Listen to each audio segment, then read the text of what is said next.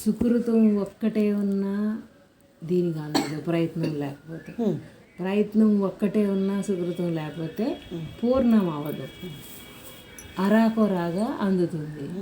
అరాకొరాగా అందింది పూర్ణాన్ని ఇవ్వట్లా మనసుకి. అందుకే దానికి తోడుగా సుకృతాన్ని ఇవాళ కొత్తగా కొనుక్కు తెచ్చుకోలేము మనం. అది ఆల్రెడీ మన జీవితానికి ఏ రూపంలో, ఎలాంటి రూపంలో ఈ సుకృతం ఉందో మనకు తెలియదు. సుకృతం చిన్నదే అయినా ప్రయత్నం పెద్దది చేసుకుని అందుకోగలగాలి. సుకృతం ఇంత అంత అని కొలతలు చెప్పడానికి లేవు. ఎవరి దేహంతో వాళ్ళము తెచ్చుకున్న వాసనలు, తెచ్చుకున్న ప్రారంధాలు, ప్రాప్తాలు, సుకృతాలు.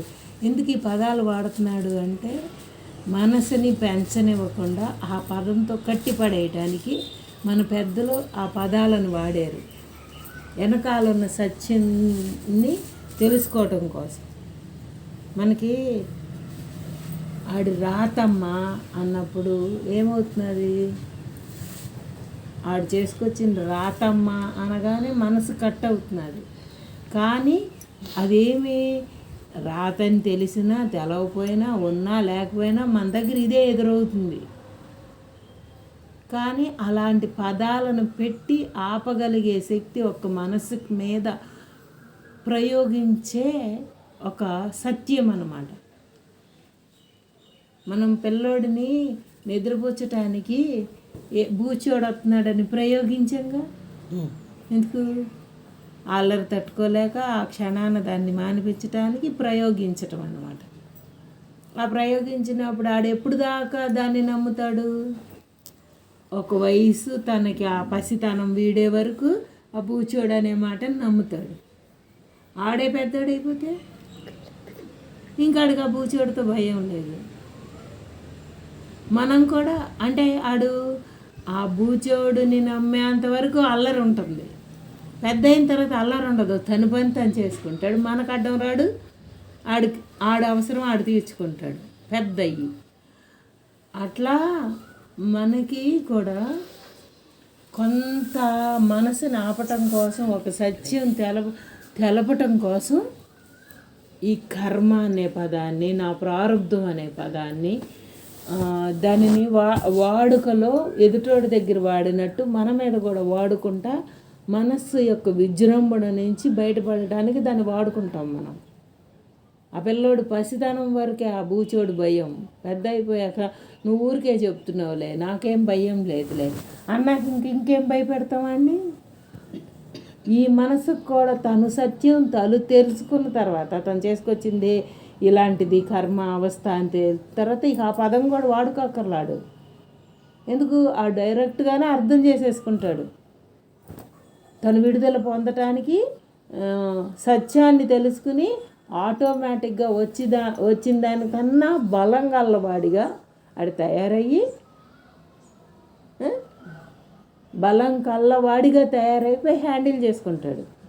ఆ బలం లేనంత వరకు ఏమవుతుంది? ఆ పదం చెప్పుకుని ఆపుకుంటూ ఉంటాడు. నా కర్మ కావును, నా దౌర్భాగ్యం కావును, నా బలహీనత కావునని చెప్పుకుంటాడు. సత్యం తెలిసిన తర్వాత ఏమవుతాడాడు? జరిగేదే జరుగుతుంది అనే ఒక మాట దగ్గర ఎలాంటి మూలం ఉందో దానిని ఎదుటి వాళ్ళ దగ్గర వాడటం, తన దగ్గర వాడుకోవటం కాదు, ఆటోమేటిక్గా పనిలోకి దిగిపోతాడు. అంటే అర్థమైపోతున్నది ఆ బుద్ధికి ఏమని, ఇట్లాగే జరగాలనుంది, ఇంతే ప్రాప్తం ఉంది, ఈ ప్రారంధాన్ని ఎవరమైనా అనుభవించి అవజేసుకోవాల్సిందే అనే ఒక సత్యాన్ని అలవాటు పడిపోతాడు ఆడు. అందుకే ఇప్పుడు పసితనంలో బూచోడు మాట ఎత్తాం కానీ పెద్ద అయ్యాక ఎత్తితే మనం నవ్వెత్తాడు ఆడు పిల్లోడు. ఎందుకు? నిన్ను ఎత్తుకుపోతాడేమో, నానే ఎత్తుకుపోడు అంటాడు. ఎందుకంటాడు? ఆడికి భయం పోయింది అక్కడ, అసలు ఆ స్టేజ్ దాటిపోయాడు ఆడు. అందుకనే మనకి కొన్నాళ్ళ వరకు ఈ వివరణ విచారణ అవసరం. తను మనసు అనేది తను చేతుల్లో పెట్టుకోవటం కోసం. అప్పుడు దాకా చాలాటికి లొంగి లోనైపోయి అన్నిటితో కనెక్షన్లు పెంచుకుని ఉండి ఇలా జరగాలి కావున, ఇలా జరుగుతుంది కావున అనే ఒక భయాలతో పెట్టుకున్న ఈ జీవుడు, అందుకే సత్యం వైపుకు వెళ్ళే కొంది విచారణ కూడా ఉండదు, ఇంకా డైరెక్ట్గా అర్థమైపోతూ ఉంటుంది. ఇప్పుడు పరీక్షలు చాలా రకాలు రాస్తూ ఉన్నారు అనుకో, పరీక్షలు అంటే ఇంకా భయమే ఉంటుంది. కొత్తగా పరీక్ష రాయాలంటే కొత్తగా భయపడతాడు. రోజు పరీక్షలు పెడతా ఉంటే దాన్ని చదువుకుంటున్నాడు, దీన్ని చదువుకుంటున్నాడు, ఆ జ్ఞానాన్ని పెంచుకుంటున్నాడు, రూట్ అర్థమైపోయింది. ఆడు పరీక్ష హాల్లోకి వెళ్తా భయపడ్డాక ఏముంది, కొత్త ఏముంది అంటాడు. ఏ పనైనా సరే అలా ప్రయత్న రూపంలో వచ్చినప్పుడు బలం పెరుగుతూ ఉంటుంది. ఇప్పుడు అందుకే మనం ఒంటరులమని కానీ, మనం బలహీనులమని కానీ, మనకి ఇది ఎదురైతే ఎలాగా అని కానీ, ఆ బుద్ధి ధైర్యం పెరిగే వరకు పెద్దలు చెప్పిన సాంగత్యం సామెతలు ఉపయోగపడతాయి అడ్డుకట్టేయటం కోసం. తర్వాత ఇంకా ఆడితో వాటికి అంత పని లేదు.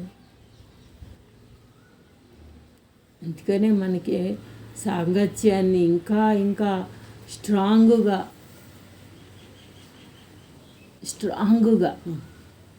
నిన్న అక్కలింటికి వెళ్ళే ఆయమ్మని చూడటానికి వెళ్తే అక్కడ నేను వెళ్ళారని కూర్చుని ఉన్నారు. పడుకోండి అంటే కాళ్ళే కూర్చుంటాను, బాగానే ఉందని కూర్చున్నారు. తర్వాత నేర్చుకోలేదు, మనం ఇవ్వాలి. బంగారపు వస్తువు ఉందనుకోండి, తనకు తాను తెచ్చుకోలేదు, అది నేను పెట్టుకుంటే దానికి విలువ. దానంతటికి దాన్ని చూస్తూ ఉంటే విలువేమి లేదు. దానికి విలువ రావాలంటే ఒక పనిముట్టు కావాలి. ఇప్పుడు ఎండు వస్తువులు ఉన్నాయి తెచ్చుకుంటాం, దేవుడి దగ్గర అలంకరించుకుంటే దానికి విలువ. ప్రత్యేకంగా దాని విలువ దానికి ఒక పనితో కలిపి ఉంటుంది. దానికోసమే మనం దాన్ని స్వీకరిస్తాం. అలంకరించుకోవడానికి వస్తు రూపంలోనో ఇక్కడ అలంకరించుకోవటానికో కానీ దాన్ని వాడతాం ఒక పనిముట్టుని. దానంతటికి దానికి దాసినంతసేపు దాని విలువను గుర్తించటానికి లేదు. కానీ ఇది స్వయముగా,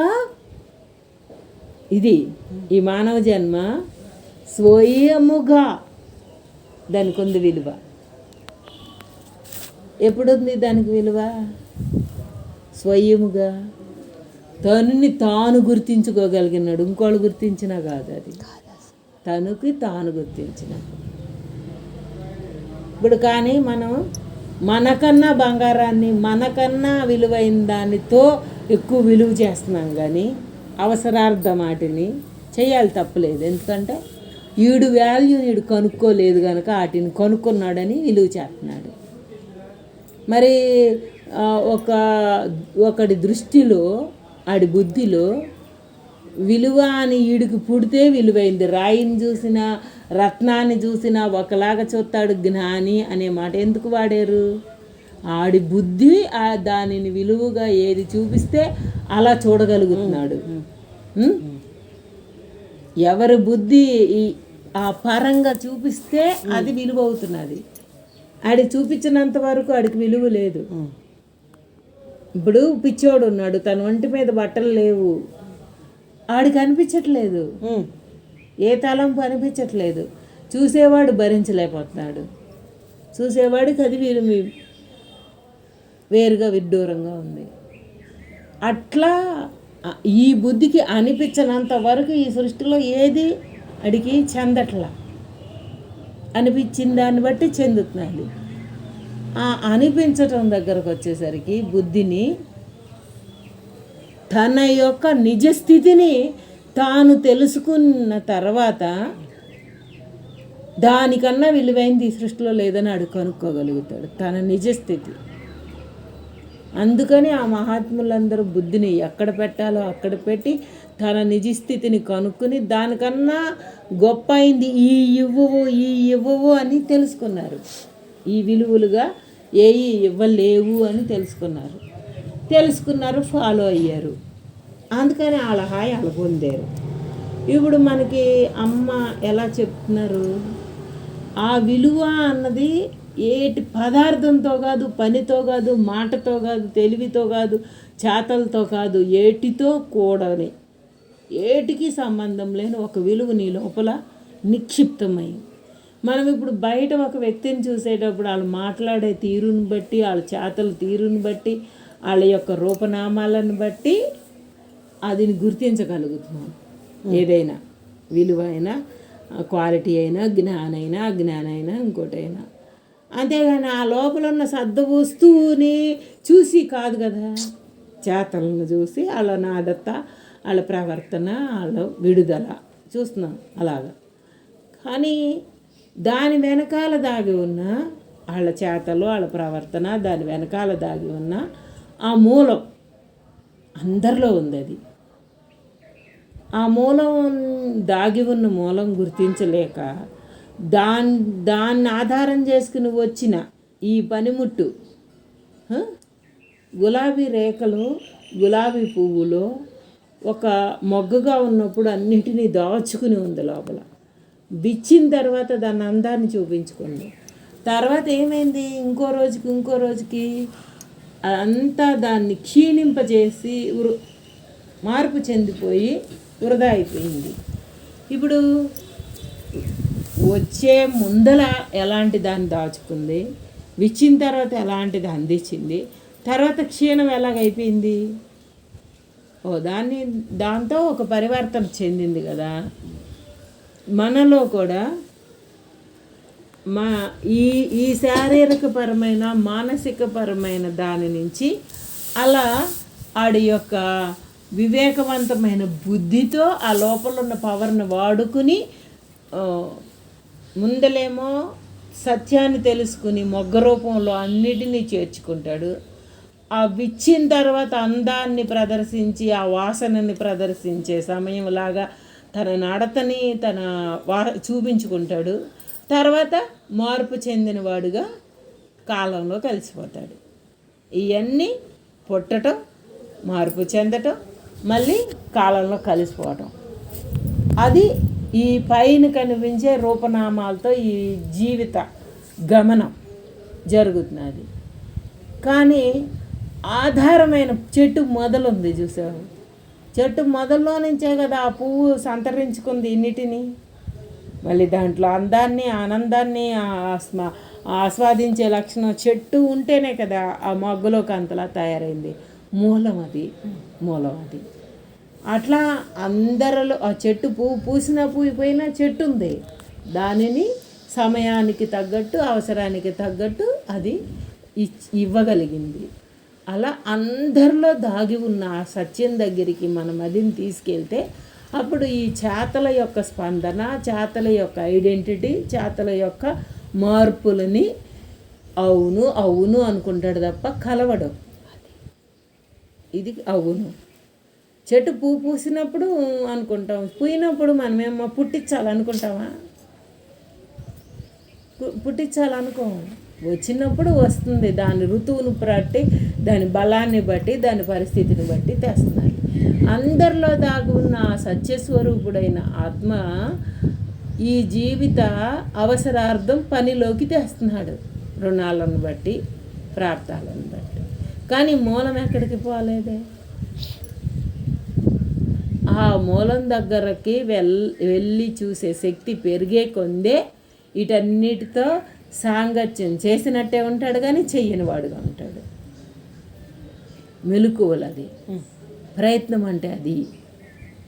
అందుకే మనకి ఇంకా సూక్ష్మంగా అర్థమయ్యే కొంది ఈ బండి నడపటం చేతవుతుంది. మన జీవితం అనే బండి నడపటం ఇదంతా. ఈ బండి యుక్తిగా వీటిల్లో ఇరుక్కోకుండా, అట్టగానే వాటిని తగిలించుకోకుండా డ్రైవింగ్ బాగా చేతయిందమ్మా. బండిని వాళ్ళు పాడు చేయరు, వాళ్ళు కదలరు అంటాం మనం. డ్రైవర్ బాగా ఎక్స్పీరియన్స్ ఉంది వాళ్ళకి అంటే ఏంటి, అక్కడ ఎలాంటి దాంతోనైనా డ్రైవింగ్ చేయగలిగే ఎక్స్పీరియన్స్ అది చూస్తారు. చూసి కదా వాళ్ళు ఉద్యోగం ఇస్తారు. ఏ పనైనా సరే ఎక్కడ ఉద్యోగం ఇస్తారు? వెనకాల మీకు ఎన్ని సంవత్సరాల ఎక్స్పీరియన్స్ ఉంది అని అడుగుతారు. జీతం పెంచడానికే అయినా, పని విలువ వాల్యూలు తెలుసుకోవటానికైనా, అక్కడ పనిచేసే విధానాన్ని బట్టి తెలుస్తుంది. అది కూడా ఏమవుతుంది, చేసే కొంది సామర్థ్యం పెరుగుతుంది. ఒకేసారి అమాంతమే సామర్థ్యం ఏం పెరగదు కదా.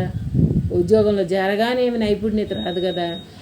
అలాగే మనకి అమ్మ సబ్జెక్టు అర్థమవ్వాలి అన్నా, అనుభవించాలి అన్నా, అమ్మ అంటే ఒక పరిమితితో కూడిన ఒక పదం కాదు, మన జీవిత నైపుణ్యం అది. ఆత్మ అనే పవర్ అంతటా నిండి ఉన్నది. అట్లాంటి దాన్ని తీసుకెళ్ళాలంటే దీనికి అలాంటి బ్యాలెన్స్ కావాలి. ఇప్పుడు మనసు నాకు ఇలాంటి రూట్ రాలేదు, పద్ధతి రాలేదు, చెప్పు అంటుంది. చెప్పు అన్నప్పుడు ఆతృత, చేసేటప్పుడు దానికి నెగ్లెక్ట్ చేస్తున్నది. ఒక దగ్గర నుంచి కావాలి కావాలి అనే వస్తువు కొనుక్కొచ్చుకునో లేకపోతే అడిగి తెచ్చుకునో వాడుకునే దగ్గరకు వచ్చేసరికి వృధా చేస్తే ఎలా ఉంటుంది? మనకి నష్టమా, ఎదుటి వాళ్ళకి నష్టమా? మనకే నష్టం. తెచ్చుకునేటప్పుడు ఉన్న ప్రయత్నం వాడుకునే దగ్గర సరిపోవట్లేదు. అట్లాగే మనకి ఈ వాడుక విధానంలోకి వచ్చేసరికి మన బుద్ధిని మనం కాపలా కాసుకుందాం. ఇప్పుడు మనం బుద్ధిని వాడుకోవాలి. అన్నిటినీ వాడుకోవటం వచ్చింది కానీ మన బుద్ధిని వాడుకోవటం మనకి రాలేదు. ఎందుకు రాలేదు? దానిని ఎలా వాడుకుంటే మన లోపలోడిని చూపిస్తుంది, అసలు సత్యాన్ని చూపిస్తుంది. చూపిస్తేనే కానీ మనకి అందదు. ఇంకో రకంగా అందటానికి లేదు కదా. ఇప్పుడు ఆహారం పెట్టాలి అంటే నోరు తెరవాలి అన్నారు. నోరు తెరవకపోతే ట్యూబేస్ అయినా పోతున్నారా? ఇప్పుడు వెళ్ళాలి అని ఈ శరీరాన్ని నిలపటం కోసం ఆహారం అందించాలి అంటే ట్యూబేస్ అయినా పోతున్నాయి. కానీ అనుభవ రూపంలో ఉన్న జ్ఞానాన్ని తనకి తాను అందించాలంటే ఎలా సాధ్యం? అది తన బుద్ధిపరంగా అందించాల్సిందే కానీ ఇంకో రకమైన ప్రయత్నం లేదు కదా. అందుకే మాట్లాడితే అమ్మ పసితనాన్నేమో బుద్ధి చిన్నతనం కాబట్టి అందుకునే శక్తి లేక బాల్యాన్ని అట్టావ చేసుకున్నామంట. ఇప్పుడు యవ్వనాన్ని ఎలాగా దీని కోరికలతో చేసేసుకున్నాం. తర్వాత దానితో ప్రయాణించాం కనుక ఆ కాలం వెళ్ళిపోతున్నాం. ఇంకా పెద్దవాళ్ళమైన కొంది మన ఆధీనం తప్పుతుంది. అది మతి మరుపు ఎక్కువ లేకపోతే మన ఆధీనం తప్పుతుంది. అప్పుడు అసలు మన బుద్ధిని మనం వాడుకోలేము. మరి మన చేతుల్లో ఉండగా ఆ బుద్ధిని వాడుకోవాలంటే సత్యాన్ని తెలిపితే తప్ప మనం వాడుకోలేము. ఆ బుద్ధి ఏం చేస్తుంది? దానికి అలవాటు ప్రకారంలోకి మన లాక్కెళ్తున్నారు తప్ప సత్యం దగ్గరికి లాక్కెళ్ళడానికి దానికి బలం సరిపడదు. అందుకే వాసనలు వాసనలు వాసనలు అని ఎందుకు చెప్పారంటే దాని దోవలోకి తీసుకెళ్ళిపోతున్నది. ఎందుకో తెలుసా? నాకు ఇలాంటి ఆలోచనే లేదు, నాకు ఇలాంటి లక్షణమే లేదు, నాకు ఇలాంటి ఆశే లేదు అని ఫస్ట్ చెప్పుకుని తర్వాత పనిలోకి దించుతుంది. దాని లక్షణం అది. దాని లక్షణాన్ని కనుక్కుని మరీ దాన్ని దాటగలగాలి. దాని లక్షణం అన్నిట్లో ఉన్న లక్షణాలని కనిపెట్టి చూపిస్తుందేమో కానీ దాని లక్షణాన్ని కనిపెట్టనివ్వదు. ఎందుకు? అది కొనసాగటానికి అడ్డుపడుతుందని దానికి భయం. దాని బలహీనతని బయట పెట్టుకుంటే తాను ఆనవాలు పోతుందని దానికి భయం. అక్కడే జాగ్రత్త పడమన్నారు. ఈ సృష్టి ధర్మంలో, ఈ గృహస్థ ధర్మంలో, ఈ జీవన శైలిలో మనం మన ఆనవాళ్ళు కనుక్కోవడానికి చాలా కష్టమని, అందుకే పెద్దలు మహాత్ములు ఈ సంసారాన్ని దాటలేము, సముద్రాన్నైనా ఏదొచ్చు కానీ సంసారాన్ని ఏదలేమని చెప్పారు అక్కడ. ఎందుకు? ఎటు లొంగిపోతామో, ఎటు కొట్టుకుపోతామో, ఎటు గురి అవుతామో తెలియదు కనుక. కానీ ఒక్క స్థిరుడుగా, ఆత్మస్థిరుడుగా ఆత్మ అనే పదం వాడుకుంటున్నాము. దాని యొక్క రుచి గ్రహించిన వాడికి ఒక్కడికే దేన్నైనా హ్యాండిల్ చేసే శక్తి దానికి వస్తుంది. ఆ రుచి గ్రహించటం అంటే ఎట్లా అంటే 24 గంటల సమయాన్ని కానీ తన లక్ష్యాన్ని కానీ ఎక్కడ పెట్టాలి, ఎక్కడ నిలపాలి అంటే తెలియకోకుండా మన లోపల మనకి మన ఆలోచన పరంపరలతో సంబంధం లేని ఒక ఏకాంతం. అంటే ఒక బాడీ అనే పరిధి, ఒక ప్రాంతం అనే పరిధి, ఏటి పరిధులతో కనెక్షన్ అయినంత వరకు ఆ గమనం దానికి ఉంటుంది. ఆ గమనం వీడాలి వీడాలి వీడాలి అంటే ఎలాగా? దానికన్నా మించిన పవర్ ఒకటి, అది రుచి చూడాలి. అప్పుడు కానీ అది ఆపలేదు. అందుకనే ఎన్ని రకాల ప్రయత్నాలు పెట్టారంటే ఋషులు వేదాంతంలో అందించారంటే ఏ పరంగా పెట్టినా ఆ బుద్ధి ఆగటం కోసమే, ఆ నిశ్చలత పుట్టడం కోసమే, ఏ రకం ప్రయత్నంలోనైనా. ఇప్పుడు ఒక మ్యూజిక్ వింటున్నాం అనుకోండి, ఒక సంగీతమే, దాంట్లో మరిచినప్పుడు ఆడు కాలాన్ని మరుస్తాడు, తనను మరుస్తాడు, ఆ ప్రాంతాన్ని మరుస్తాడు, అన్నిటినీ మరుస్తాడు. దాని దగ్గరే ఉండిపోతుంది అడికి మళ్ళీ తట్టి లేపినప్పుడు అవునా అన్నట్టు బయటికి వస్తాడు, దాంతో తాదాప్యం చెందినప్పుడు. అలా ఎన్ని రకాల తాదాప్యం ఈ జీవుడు చెందుతాడు అంటే తనకిష్టమైన కళల రూపంలో అవచ్చు, దానికి ఇష్టమైన చేతల రూపంలో అవచ్చు, తాను మరుస్తాడు అక్కడ. ఎందుకంటే ఒకదాన్ని మరిపించాలంటే దాన్ని ఆసరా చేసుకున్నాడు కనుక. అలా ఆసరా చేసుకుని అలవాటు పడతా మళ్ళీ ఏ ఆసరా లేనివాడుగా తయారవ్వాలి. అది ఆసరా చేసుకున్న అలవాటు పడినాడు మళ్ళీ ఆసరాలు ఇరుక్కుపోతాడు. అది లేకపోతే నాకు కుదరదంటా ఉంటాడు. మళ్ళీ నాకు అది లేకపోతే కుదరదంటే మళ్ళీ అక్కడ బందీ అయిపోయినట్టే కదా. అది ఎప్పుడు ఒకే రకంగా అందుతుందని మన ఇష్టం లేదు కదా. లేదు అంటే ఇప్పుడు సంగీతం వినటానికి చెవు వినపడాలి, ఒక కళ చెయ్యి వనక్కుండా బొమ్మ వేయాలి. ఏ పని చేసినా ఈ దేహానికి ఒక్క పరిధిలోనే జరుగుతుంది, బలంగా ఉన్నప్పుడే జరుగుతుంది. అంటే ఇంద్రియాలన్నీ బలహీనుడైనప్పుడు, తన శక్తి స్వాధీనం లేనప్పుడు ఇంకప్పుడు వాటి మీద ఆధారపడటానికి ఉండదు. ఎప్పటికప్పుడు దాటిని కూడా పక్కన పెడతా ఉండాలి. మరి ఈ శరీరమే తను పట్టు వదిలినాడు, తన ఇంద్రియాలు ఏవి తనకు సపోర్ట్ చెయ్యన్నాడు. మానసిక బల గలవాడు ఒక్కడే తన దగ్గర తాను ఉంచగలడు, ఏటి మీద ఆధారపడకుండా. అట్లా ఏటి మీద ఆధారపడకుండా ఉండగలిగిన స్థిరుడుగా ఎప్పటి నుంచి అలవాటు చేస్తూ ఉంటాడు అది. అందుకే అమ్మ అన్నిటినీ ముందల దాని ఆధారంతోనే ఏకాగ్రతకి వెళ్దాం, కానీ ఆ ఆధారాన్ని మళ్ళీ లోనైపోయేటట్టు ఉండకుండా ఎక్కడికక్కడ వీడి ప్రయత్నిద్దాం. దానినే వీడి ప్రయత్నిద్దాం. ఎందుకు? ఇదే కాదు కదా, ఇదే ఎప్పటికీ ఉండదు కదా. ఇప్పుడు వీళ్ళ లేకపోతే నేను ఉండలేను, వాళ్ళ లేకపోతే నేను ఉండలేను, ఇది ఇలా అయితే నాకు కుదరదు అన్న మనసుని ఎప్పుడు కుదురుతుంది, ఎలా కుదురుతుంది అంటే సందర్భమేగా చూపిస్తున్నది, చచ్చినట్టు ఉంచుతున్నది కదా. ఏ పనినైనా సరే ఇలాగే జరగాలని ఏ రూలు లేదు కదా. అట్లా మనమే అది ఎదురవక ముందలే ప్రాక్టీస్ పెట్టుకోమంటారు దీన్ని. సందర్భం ఎదురవక ముందలే నేను ఒక్కడనే ఉండలేను, నేను ఒక్కడనే ఈ పని చేయలేను, నాకు ఇది రాదు, నాకు ఇది వద్దు అని చెప్పుకునే ఈ మనసు నుంచి అది దానికి మనం లొంగటం కాదు, మన హ్యాండిల్లో అది ఉండేటట్టు. ఇది నాకు పడదు అన్నా, ఇది నేను తినను అన్నా, ఇది నాకు వద్దు అన్నా భగవంతుడు మందు రూపంలోనో రోగ రూపంలోనో ఏదో ఒకటి చేపెట్టినాడా లేదా ప్రతి క్షణం. వీటి ప్రయత్న రూపం అనండి, వీటితో సాంగత్య రూపం అనండి, ఈ ఏవి కూడా అవి రుణాన్ని బట్టి వచ్చి వెళ్ళిపోతున్నాయి. కానీ ఎప్పుడు ఒకేలాగా ఏవి ఉండట్లా, ఏవి ఉండదు. ఏటితోనూ సంబంధం పెట్టుకున్న బుద్ధి చలనమే తప్ప నిశ్చలత రావటంలా. అందుకని ఏ సంబంధం లేని నిశ్చలతకి నువ్వు అలవాటు పడు, అది ప్రయత్నించుకో.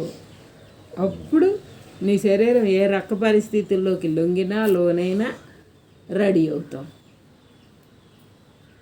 ఆ రెడీ అవడానికి ఎట్లాగా అంటుంది మనసు, చేయటం తక్కువ, ఎట్లాగా అని రెమెడీ కొనుక్కోవటం ఎక్కువ. అందుకో సెల్లల్లో చూసిందల్లా వింటున్నాం, కానీ అది చేయటానికి ఒక పూట చేయి, రెండో పూట చేయటానికి లేదు బలం. ఎందుకు చేయలేకపోతున్నాం? అక్కడ దాని మీదకి పట్టుదల చాలా కావాలి అనుకోవటం ఎక్కువే, కానీ చేసే దగ్గరకు వచ్చేసరికి బలం లేదు. అట్లా ఆ కావాలి అనే ఒక లక్షణం ఉన్న ఈ జీవుడిని ఏది చూసినా కావాలి కావాలి అనే ఎట్లా ఉన్న లక్షణం ఉన్న జీవుడిని అన్నీ నువ్వేరా, అన్నీ నువ్వే, ఏదైతే కావాలన్నావో అది నువ్వే, నీదే అని భావన రూపంలో అందించి ఏమీ అక్కర్లేని వాడు ఒకడున్నాడు నీ దగ్గర, ఆడి దగ్గరికి తీసుకెళ్ళి ఆడిని చూపించగలగటం. ఇవన్నీ కావాలంట వీడి లక్షణం అయితే, మళ్ళీ ఆటినే వద్దంటాం కూడా ఈడి లక్షణమే అయితే. ఏదైతే కావాలంటాడో అది వద్దన్న దాకా ఆడి లక్షణమే అయితే, ఆ కావాలి వద్దు కాకుండా ఒకటి ఉంది, ఆడివి నువ్వు. ఇక్కడ అందుకని పేర్లు పెట్టుకోవడానికి సరిపోం. ఏది కావాలంటున్నాడో ఏది వద్దంటున్నాడో. మరి తయారు చేసిన వాసన లోపలుండి తొంగి చూస్తున్నది, మన లోపలుండి తొంగి చూడనంత మట్టుకు నేను చాలా బుద్ధిమంతుడిని. తొంగి చూసిన తర్వాత ఎలాంటి బలహీనుడిని నేను. అందుకే ఎవరికన్నా సలహా చెబుతామా? అందుకే అమ్మ మాట్లాడితే నన్ను నేనే నమ్మను, మీకు నేనేమి చెప్పను. ఎందుకు చెప్పనంటారు? అక్కడ పదార్థ రూపంలో ఉన్న, పని రూపంలో ఉన్న ఖాళీ అవటానికి వచ్చినోడు చేయికి ఏం చేస్తాడు, ఖాళీ అవకేం చేస్తాడు, ఆడికి అదే రాసి పెట్టినప్పుడు అని ఒక మూలమైన సత్యాన్ని తెలుసుకుని ఆ మూలమైన సత్యం దగ్గర నిలబెట్టడానికి ఏమీ కాదు అని తెలుసుకుంటాడు ఆడు. అప్పుడు ఆ కాని వాడు ఎవడో తెలుస్తా లొంగకుండా లోనవ్వకుండా లోన్ చూసుకుంటా పైకి అవసరార్థం జరిగిపోతాము.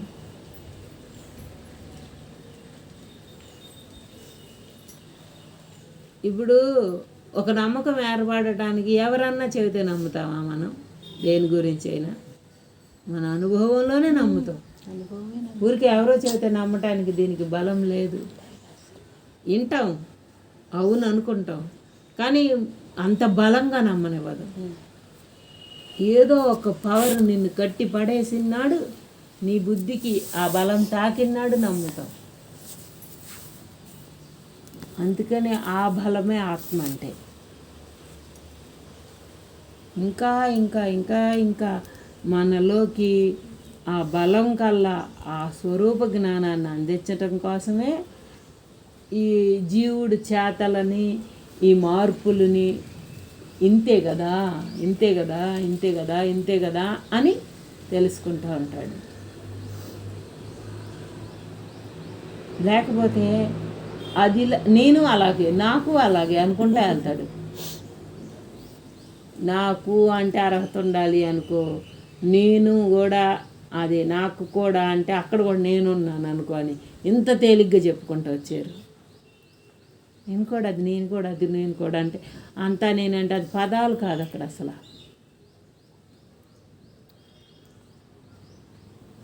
ఇప్పుడు మనకి భాష ఏమీ అర్థం కాకపోయినా రోజు ఇదే రోట్లో వేసి దంచుతూ ఉంటే అది నలక్క మారుతుందా? అది నీకు వచ్చి చేయట్లేదు, రాక చేయట్లేదు, వేసి కొడుతున్నావు అంతే. ఇప్పుడు మన పని అట్టగే ఉంది, లోపల బయట ఇన్ని మాటలు ఇన్ని మార్పులు, ఏది మనకేం అర్థమైన భాష ఏం కాదు. మనమేం చదువుకోలేదు, మనమేం వినలేదు, మనమేం చూడలేదు. కానీ రోట్లో వేసి చేతైనా చేత కాకపోయినా దంచుతూ ఉంటే చిన్నంగా సన్నంగా నలిగినట్టు ఆడు ఆ లోపల ఉన్న ఒక సత్య వస్తువుని పైకి మన బుద్ధి దాకా అనుభవ రూపం దాకా తెచ్చుకోవటానికి ఈ పదాలు చెప్పుకుంటున్నాడు. ఇది సంస్కృతమా? కాదు. ఇదేమైనా వేరే భాష? కాదు. కానీ అర్థమయ్యే భాష అంటే అర్థమైనట్టే ఉంది, కానీ ఏం అర్థం కావట్లేదు. ఎందుకంటే గుర్తుపెట్టుకోవడానికి ఏం లేదు. ఇప్పుడు ఏమన్నా ఓ పని చెయ్యి, ఓ పుస్తకం ఇచ్చి రాంకోట రాయమంటే నేను అవజేయగలను అనుకుంటావు.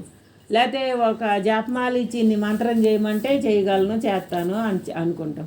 మనకి ఏ సాధన చెప్పలేదు అక్కడ. అలాగని నీ సాధన లేని పని కూడా కాదు ఇది. నిత్యం నీ శ్వాసతోటి సహా జరగాల్సిన సాధన ఇది. నువ్వేం మర్చిపోవటానికి లేవు, నువ్వేం పక్కన పడేయటానికి లేదు, నువ్వేమి కొత్తగా చేయటానికి కాదు.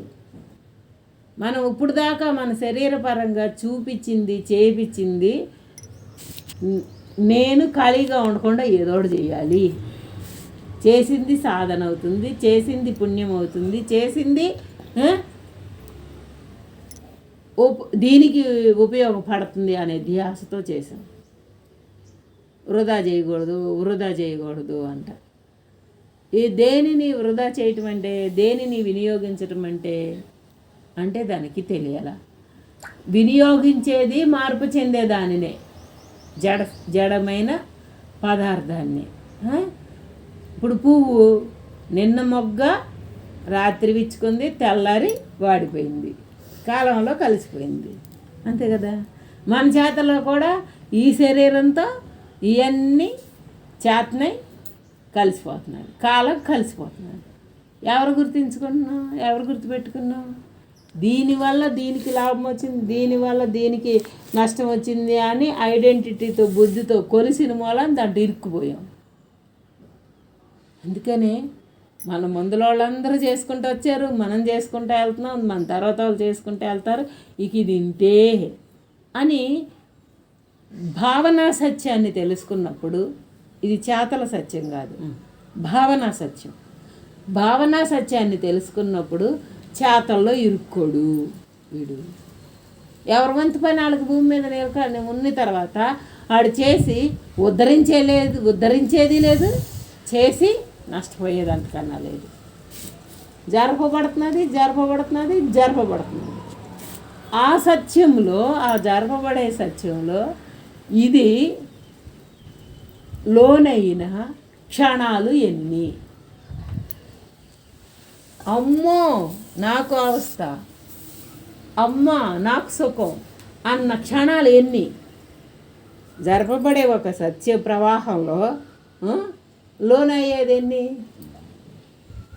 ఇప్పుడు మనకి కాలం ఉంది, బాగా ప్రవాహం ఉంది, ఆ నీళ్ళు బాగా ప్రవాహానికి తాకిడికి కొట్టుకుంటున్నాయి.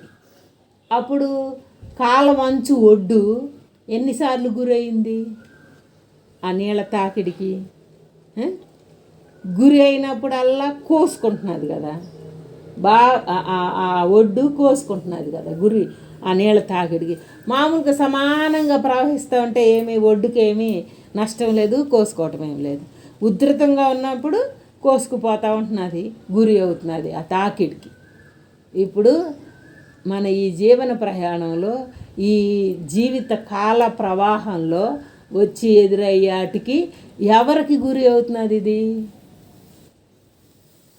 కాల ఒడ్డు ఎట్ట కోసుకోవటానికి గురి అయినట్టే మనం కూడా నాకు అనుకుంటున్నాం. ఒడ్డు లాంటివి మనం వచ్చే నీళ్ళ తాకిడికి, ప్రవాహం అనే తాకిడికి ఆ కాల వంచు ఎలా గురి అయిందో మనం కూడా మన జీవితంలో మనం చేసుకొచ్చిన వాసనలకి, మనం చేసుకొచ్చిన ఖాతాలకి, మనం చేసుకొచ్చిన రుణాలకి మనమే గురి అవుతున్నాం. అంతేనా? ఇంకెవరన్నా గురి అవుతారా? అందుకనే ఎట్లా అయితే ఆ నది రూపంలోకి వచ్చిన ఆ కాలవకి, ఆ నదికి దండం పెడితే పవిత్రత కోసం దండం పెడతామా? ఆ ఒడ్డుకు కూడా చెందుతుంది. అది మరి ఆపింది కదా, అక్కడ ఆ నది రూపంలో ఆపింది కదా. పరిమితి మామూలుగా ఉన్న ప్రాంతానికి దండం పెట్టట్లా, నది రూపంలో ఉన్నదానికి దండం పెడుతున్నాం. ఎందుకు? ఆ ఒడ్డు దానికి ఆసరా అయ్యింది కాబట్టి. దండం పెట్టిన అప్పుడు స్వీకరించింది, గురి అయిన కోతకి గురి అయినప్పుడు, రాపిడికి గురి అయినప్పుడు స్వీకరించింది. అంతే కదా. ఇప్పుడు ఆ నీళ్లు రూపంలో ఉన్న నది కోసం వచ్చిన ఒడ్డుని కలిపి దండం పెట్టాము. నదిని ఇంత పవిత్రత, గంగా నది, గోదావరి నది అని ఇంకోటి ఆ నీళ్ళ రూపాలు మన జీవితంలో మనందే తయారు చేసి వచ్చిన సుకృతాలకి, ప్రారంధాలకి మనమే గురి అయ్యాం. సుకృతం అంటే దండం పెట్టించుకుంటున్నాం, ప్రారంధం అన్నప్పుడు గురి అయినట్టు ఆ ఒరిపెటికి గురి అవుతున్నాం. ఇదంతా మరి ఎందుకు ఇలాంటి ప్రవాహం లాంటి జీవితాన్ని అంటకుండా నీళ్ళు ప్రవహిస్తూనే ఉన్నాయి. మళ్ళీ అక్కడ నీళ్ళు లేకపోతే కుదరదు అనుకుంటుందంట ఒడ్డు అక్కడ ఆధారంగా నేనే ఆనకట్టుందంట. అట్లా ఈ జీవితం కూడా అంతే. మనం ఇక్కడ చేసే ప్రతి పని దగ్గర, కారణం దగ్గర, కార్యం దగ్గర నీళ్ళు లేకపోతే కుదరదు అనుకుంటుందంట.